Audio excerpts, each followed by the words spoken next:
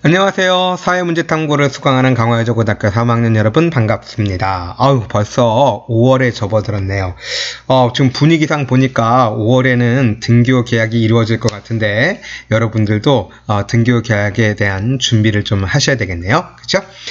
오늘은 제 8차시죠. 제 4강 사회문제 탐구 과정의 윤리적 쟁점과 대책에 대해서 공부하도록 하겠습니다. 먼저 공부하기에 앞서서 사실과 가치 판단의 차이점에 대해서 좀 설명을 하도록 할게요. 우리가 사실이라고 하면 과거에 실제로 있었던 일이라든가 혹은 현재 있는 일을 말하죠. 이에 비해서 가치 판단은 사물이나 사실에 대해서 주관적인 판단을 내리거나 평가하는 것을 말합니다. 예를 들어 볼게요. 자, 우리 강화여자고등학교를 예를 들어 본다면 강화여자고등학교는 인천광역시 강화군에 소재하고 있다라고 한다면 이것은 사실이죠. 그런데 강화여자고등학교는 명문고등학교다라고 했을 때 그 명문고등학교다라는 것은 그 주관 가치 판단이 들어갔다라고 말할 수가 있는 것이죠. 그렇죠? 자, 이렇게 사실과 가치 혹은 가치 판단이 구별되는 것이니까 이것을 먼저 염두에 두고 여러분들 수업에 참여하시면 수업을 들어주시면 되겠습니다. 자, 먼저 사회문제 탐구에서의 가치 개입부터 좀 살펴보도록 할게요. 우리가 이제 앞서도 계속해서 얘기했지만 사회문제를 과학적으로 객관적으로 탐구를 하기 위해서는 연구자의 주관적인 가치가 개입돼서는 안 된다라고 얘기를 했었죠. 자, 그런데 연구 문제라든가 주제 설정 또 연구 결과의 정책적 활용 과정에서는 가치 개입이 불가피하다고 볼 수가 있습니다. 자, 무엇을 사회 문제라고 할 것인가? 여기에 대해서 당연히 가치 판단이 들어갈 것이고요. 그리고 또 연구 결과를 가지고 이걸 가지고 이제 그 사회 문제를 해결하기 위해서 정책을 수립하는 과정에서 또 여기서 당연히 가치 문제가 개입된다고 볼 수가 있습니다. 자, 최근에 우리 그 코로나19 사태 때문에 전 국민들에게 이제 재난지원금을 지급한다라는 그런 일이 있었잖아요. 그렇죠? 자, 근데 일부에서는 전 국민에게 골고루 해야 된다, 아니다, 최상위, 그러니까 부자이들은 빼고 70% 정도만 재난지원금을 지급하자. 이렇게 서로 다른 문제에 대해서 해결 방안에 대해서는 서로 다른 주장이 나오게 되죠. 그러니까 이런 주장할 때는 당연히 그 주장하는 사람들의 가치가 당연히 개입됐다라고 보는 것이죠. 그러면 이제 우리가 사회문제 탐구에서의 가치 중립 이 부분에 대해서 공부할 텐데 우리가 이제 연구 주제를 선정하고 또 연구의 가설을 설정하는 단계에서는 연구자의 가치가 개입되죠.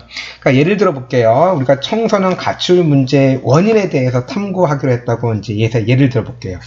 그러면 청소년 가출 문제 원인은 여러 가지가 있죠. 가출 청소년의 어떤 심리적인 혹은 정서적인 상태도 하나의 원인이 될 수 있고, 그 다음에 그 청소년의 어떤 가정 상황, 예를 들어서 결손 가정이라든가 혹은 경제적으로 매우 어렵다거나 이런 것들도 원인이 될 수가 있고요. 또 그 학생의 혹은 그 청소년의 친구, 또래 관계도 또 원인이 될 수가 있습니다. 근데 이 중에서 만약 연구자가 가출 청소년의 또래 관계, 친구 문제를 중심으로 이제 문제의 원인을 탐구하고자 한다면 이 사람은 가출의 사회적 요인이 어떤 경제적인 혹은 심리적인 요인보다는 사회적 요인이 더 중요하다고 생각했기 때문에 그렇게 했겠죠. 따라서 여기서 연구자의 가치 판단이 들어갔다 이렇게 말할 수가 있습니다. 즉 무엇이 중요한 것인가를 결정하는 가치 판단 없이는 명확한 연구 문제와 혹은 연구 주제를 설정하기가 어렵다라고 볼 수가 있는 거죠.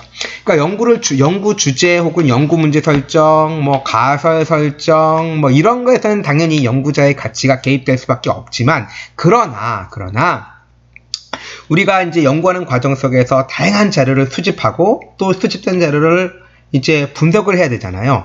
또 이것을 토대로 해서 결론을 도출하겠죠.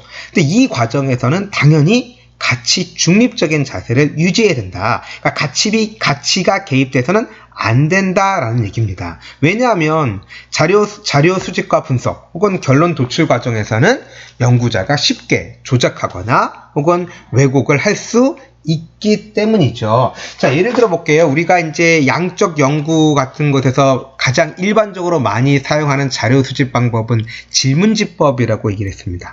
설문지를 작성을 하는데 이 설문지를 작성하는 과정 속에서도 연구자의 가치가 개입돼서는 안 되죠. 예를 들어 볼게요. 그러니까 사교육비로 인해서 가계의 경제적 부담이 증가하고 있다고 합니다. 귀하는 학원비에 대한 규제가 필요하다고 생각하십니까? 이렇게 질문이 나왔고, 이제 선택하는 것은 찬성한다, 반대한다 이렇게 나왔을 때 이것은 당연히 학원비를 규제하는 것에 대한 찬성을 유도하고 있다라고 볼 수가 있겠죠. 그러니까 이것은 자료를 수집하는 과정 속에서 당연히 연구자의 가치가 들어가 있기 때문에 이것은 문제가 될 수 있다라는 것이죠. 그래서 이렇게 자료를 수집하고 분석하고 또 이러한 자료를 가지고 어떤 주관적인 가치가 개입이 되어서 결론을 다른 방향으로 이끌어낸다면 이것은 연구의 타당성에서 큰 문제가 될 수 있다는 것입니다. 자, 결론적으로 얘기를 하면 사회 문제를 탐구할 때 연구 문제 설정이라든가 혹은 결과의 활용 등에서는 뭐 가치 개입이 있을 수밖에 없지만 가장 중요한 자료 수집 혹은 분석, 결론 도출 이 과정에서는 가치 중립적인 자세가 유지되어야 된다. 이 부분에 대해서 여러분들이 반드시 기억을 해 주셨으면 좋겠습니다. 자, 두 번째 주제로 사회문제 탐구에서의 연구윤리의 필요성에 대해서 얘기하도록 하겠습니다. 우리가 일반적으로 모든 사람들은 당연히 윤리적 행동이 요구가 되죠. 이것은 뭐 과학자들에게도 당연히 요구가 됩니다. 특히 이제 인간과 같은 생명체를 대상으로 하는 분야가 있을 거 아니에요. 뭐 의학 연구라든가 혹은 뭐 생명공학이라든가 이런 것은 인간을 대상으로 하고 있기 때문에 더욱 엄격한 연구 윤리가 필요합니다. 이러한 자연과학뿐만이 아니라 우리가 이제 뭐 인간의 심리를 다루는 그러한 이제 사회과학적 탐구에서도 역시 마찬가지죠. 자, 이러한 과학적 탐구에서의 윤리 문제가 관심을 받고 중요하게 대두하게 된 이유는 바로 2차 세계대전 중에 독일의 수용소에서 이 그러니까 유태인이라든가 혹은 포로들을 대상으로 비윤리적인 인체 실험이 강행되었어요. 뭐 독일뿐만이 아니죠. 여러분들 잘 아는 일본의 그 731 부대 있잖아요. 그래서 극한 상황 속에서 인간이 뭐 언제까지 견딜 수 있는지 혹은 뭐 생물학적 무기를 가지고 이제 무기를 개발하기 위해서 또 포로들을 대상으로 또 실험을 한다거나 이러한 정말 비윤리적인 연구가 이루어졌었죠. 자, 그래서 전범 2차 세계대전 후에 전범 재판소에서 이러한 비윤리적인 연구를 했던 사람들에 대해서 유죄가 판명이 됐고요. 이런 문제에 대해서 관심을 갖게 되면서 이것을 막기 위해서 이제 인간을 대상으로 한 연구에서 연구자들이 지켜야 하는 10가지 윤리적 기본 원칙을 제시했습니다. 자, 이것을 뭐라고 하냐면 뉘른베르크 강령이라고 해요. 자, 참고로 뉘른베르크 강령 몇 가지 한번 살펴볼까요? 자, 첫 번째는요. 이게 10가지가 있는데 몇 가지만 제가 가져왔어요. 이 중에서도 또 몇 가지만 한번 설명을 할게요. 자, 첫 번째, 실험 대상이 되는 사람의 자발적인 동의가 필수적이다라는 거죠.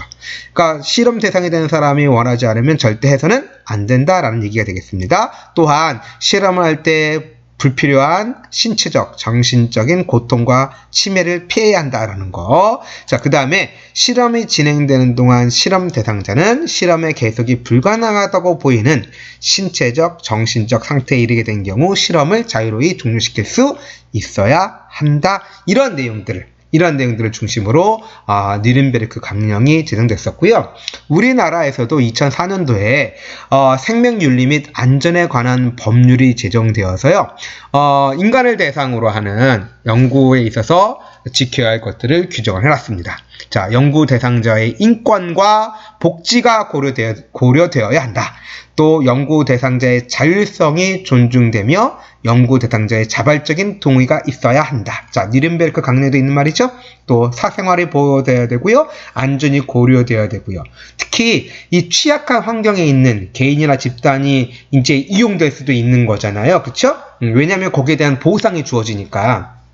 그래서 이러한 사람들에 대해서는 특별히 보호되어야 한다. 이러한 것들을 법률로 제정을 했습니다. 아무튼 결론적으로 말을 하면 연구자는 사회 문제 해결이라든가 또 정책 수립 등 그러니까 개인과 사회 발전에 혹은 이바지하는 좋은 의도를 가지고 있을지라도 연구 대상의 선정에서부터 연구 결과의 활용까지 모든 과정에서 인간의 존엄성을 존중하는 윤리적 태도를 지녀야 한다라는 것입니다. 우리가 알 수 있듯이 우리가 이것이 이제 좋은 의도로 어떤 과학적인 연구가 이루어졌다 하더라도 그것이 인간의 존엄성을 침해한다거나 혹은 또 그 목적은 그랬으나 그 결과가 안 좋게 되는 경우도 되게 많잖아요. 여러분들 그 노벨상도 그 알프레드 노벨이 어쨌든 그 화약을 만들었는데 이것이 전쟁에 사용되면서 엄청나게 많은 사람이 죽으니까 이것 때문에 그 노벨은 고통스러워했고 그것 때문에 이제 노벨상을 제정을 했다라고 얘기를 하잖아요. 그렇죠? 그 다음에 어떤 핵무기 같은 경우에도 과학적인 연구가 인류에게 끔찍한 어떤 결과를 제공해 줄 수도 있다라는 위기의식을 가져다 주었기 때문에 이러한 과학적인 탐구에서 연구윤리 이런 것들은 매우 필요하다라고 볼 수가 있습니다.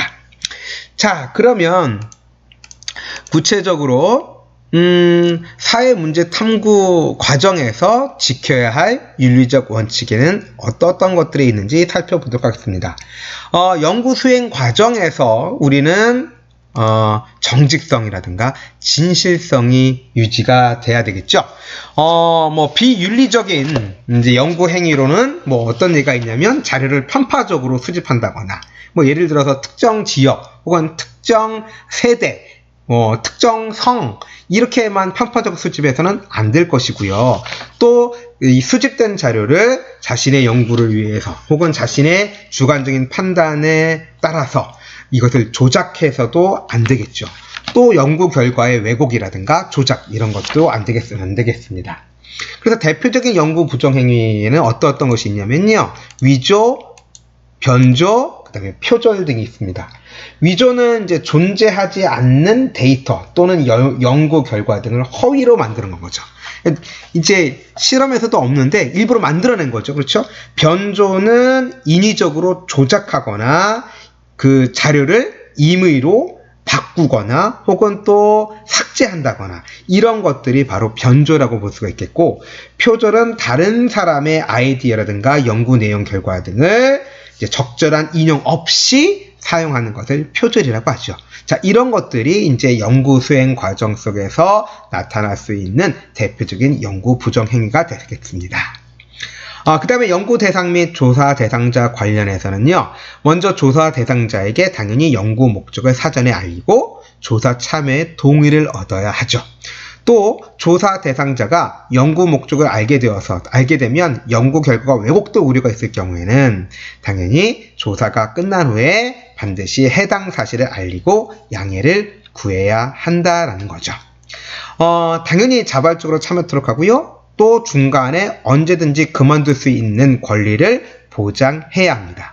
조사 대상자의 개인정보를 연구 이외에 활용하지 않으며 사생활과 익명성을 보장해야 하죠. 연구자의 사회적 책임과 관련해서는 연구 결과가 반인권적이거나 비민주적인 목적으로 악용되지 않도록 유의해야 되겠습니다. 자, 보니까 주요 많은 내용들이 앞서 얘기했던 니른베르크 강령이라든가 혹은 우리 연구 생명윤리 및 안전에 관한 법률, 여기에 있는 내용과 많이 유사하죠? 자, 이런 것들을 반드시 지켜야 한다는 거 기억하시고요. 오늘 수업은 여기까지 하도록 하겠습니다. 자, 다음 시간에 만날게요. 수고하셨습니다. 안녕.